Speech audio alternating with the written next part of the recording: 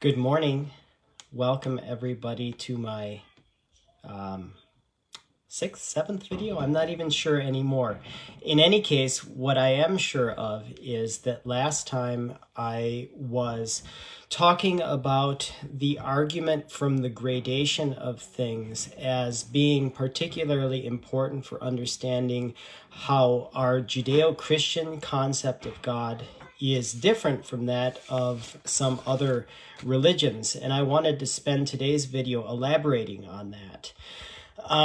The idea, again, is that when we see things in the world, such as things that are good and true and beautiful, it implies that there is something that they are an echo of, something that there is a perfection of. If there are good things, there are better things, and if there are better things, then ultimately there is something that is their perfection. There is goodness itself, there is beauty itself, an ideal that these things are imperfect mirrors of.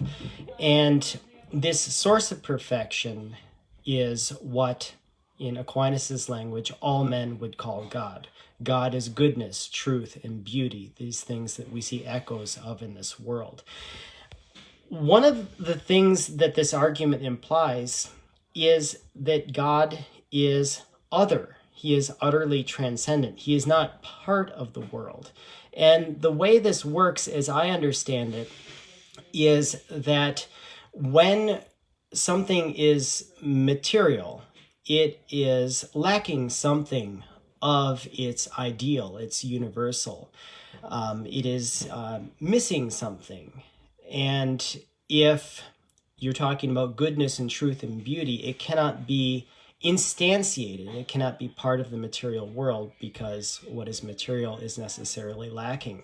So whatever God is, if he is the type of being that we come to understand through this idea of gradation, he is totally apart from and other than his creation, that is the universe that we perceive. The way that this is discussed philosophically is a distinction between what are called contingent beings and necessary being. A contingent being would be what you and I are. We are contingent upon something else for having brought us into being, for sharing its being with us.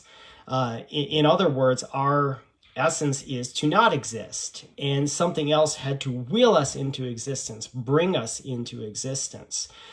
If your parents had never met, you would not exist. If a seed had not fallen in the ground in a particular place, if it had not been watered, if it had not experienced the heat, soil for its roots to grow in, that tree would not have grown. All these things, the things of the material universe, are contingent. God is other. He is contingent upon nothing. He is, in other words, necessary. He is, to use the language of the other arguments, he is the uncaused cause. He is the first mover, the unmoved mover, and he is totally other. It's interesting that although these ideas come from the Greeks, they match with what God revealed of himself in the Judeo-Christian tradition. And when I say that, I'm thinking of the passage in Exodus where Moses, before the burning bush, asks God for his name so that he may affirm who sent him. And God says, I am who am. That is, I am the one who is the source of all being.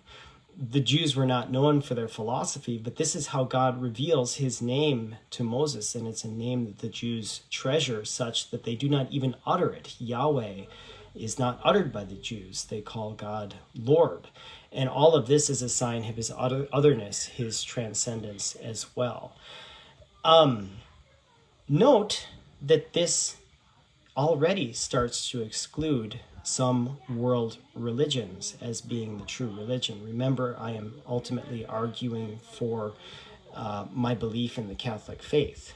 Any religion that does not believe that God is transcendent, other, and also singular, because there can only be one source who is omnipotent and omniscient, would be excluded. That's 5 minutes. That's all I have for today. God bless.